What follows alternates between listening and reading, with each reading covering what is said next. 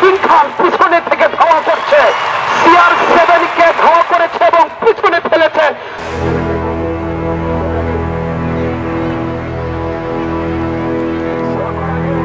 CR7ও কিন্তু দৌড়াচ্ছে, কিন্তু আমার মনে হচ্ছে তার পায়ে কোনো না কোনো সমস্যা রয়েছে। ঘোড়দৌড় প্রতিযোগিতা আমি অনেকদিন যাবৎ দেখে আসছি, ঘোড়া CR7 এর পায়ে হয়তো কোনো সমস্যা রয়েছে, না হলে এভাবে প্রতিযোগিতা করছে তারপরেও কিন্তু ছাড় দিচ্ছে না।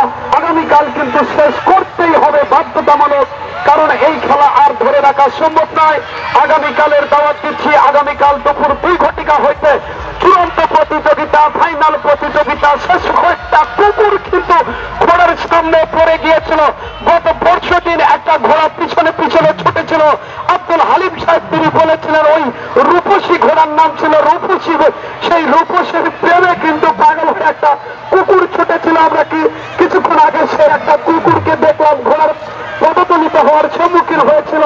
কিং খান কিন্তু তিনি খানও হয়ে গেছেন, তিনি কিন্তু পরাজয় বরণ করার মতো নয়।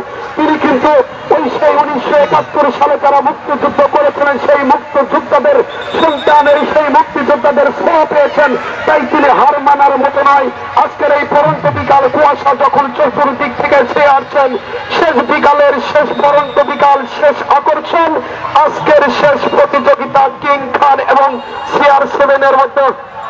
আগামীকাল কিন্তু অবশ্যই আসবেন। ফাইনাল প্রতিযোগিতা বলেন, শেষ প্রতিযোগিতা বলেন, অন্তিম প্রতিযোগিতা বলেন, সমাপ্তি প্রতিযোগিতা বলেন, যেটাই বলেন না কেন